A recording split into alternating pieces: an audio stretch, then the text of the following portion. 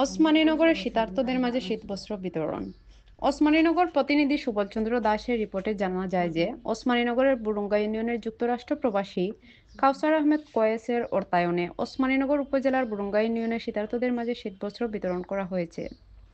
শীতবস্ত্র বিতরণ অনুষ্ঠানে বিশিষ্ট সমাজসেবী শামীম আহমদের সভাপতিত্বে শীতার্তদের মাঝে শীতবস্ত্র বিতরণ করা হয়। উক্ত অনুষ্ঠানের শুরুতে পবিত্র কোরআন থেকে তেলাওয়াত করেন মাওলানা সাদ্দাম হোসেন ও পরিচালনা করেন শেখ নুরুদ্দিন। এ সময় প্রধান অতিথি হিসেবে উপস্থিত ছিলেন বুরুঙ্গা ইউনিয়নের ভারপ্রাপ্ত চেয়ারম্যান দীপঙ্কর দেবশিবু। বিশেষ অতিথি হিসেবে ছিলেন Burunga Iqbal Ahmad high school and কলেজের গভর্নিং বডির সদস্য সুহেল আহমদ।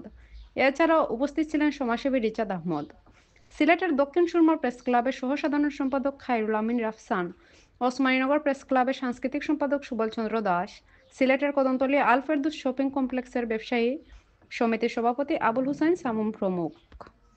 আমরা বড় ভাই জনাব কাউসার আহমদ কয়েস সাবর উদ্যোগে শীতবস্ত্র বিতরণ করার এগু আসলে আমরা গ্রামের মানুষের লাগি টান একটা আলাদা একটা টান।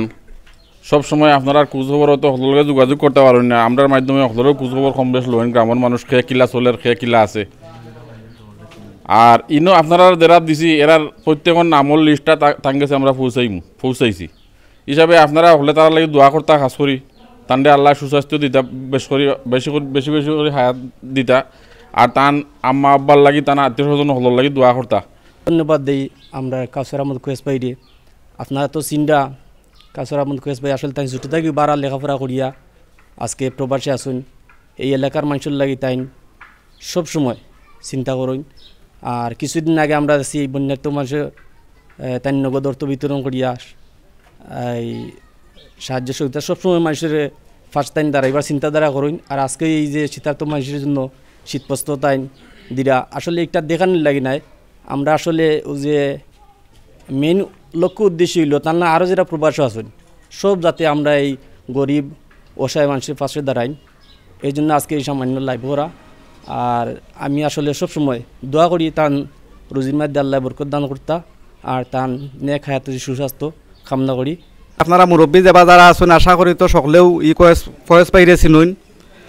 আর হয়তো কম বয়সী যারা তাই যে সময় প্রবাস যায়নি সময় আমিও ছোটো আসলাম, কিন্তু ইয়ার পরেও একটা জিনিস চিন্তার দরকার আছে। বিদেশ আসলেও ব্যস্ততম সময়, কারণ অনেক সময় নিজের মানুষের লগে যোগাযোগ করা যায় না।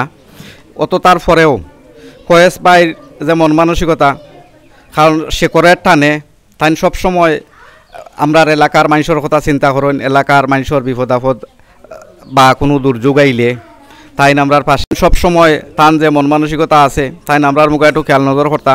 আমরার এলাকার পরিস্থিতি তো তাই জানতা, আর আমরা তো তান লাগে কিছু করার মতো নাই। আমরা আপনার কাছে অনুরোধ করমু আপনারা সকলে মনে প্রাণে কায়মন বাক্যে তান লাগে দোয়া আশীর্বাদ করতা, তান শরীর স্বাস্থ্য কান ভালো থাকতো। আমি ধন্যবাদ জানাই। আসলে একটা মহতি কাজ। উনি বন্যার সময় আমাদের বুরুঙ্গা গ্রামে প্রায় 1.5 লক্ষ টাকা 1000 করে প্রতিজনকে বিতরণ করেছিলেন বিগত দিনে।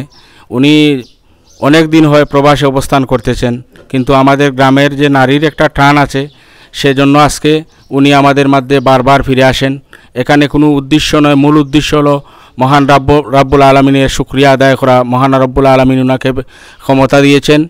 আমরা সবাই মরণশীল, আমরা প্রত্যেক অসহায় মানুষদের পাশে দাঁড়াবো, সেই লক্ষ্যে আজকের এই কম্বল বিতরণ অনুষ্ঠান। সবাইকে ধন্যবাদ জানিয়ে আজকে যারা উপস্থিত হয়েছেন সবাইকে ধন্যবাদ জানিয়ে আমি আমার বক্তব্য শেষ করছি।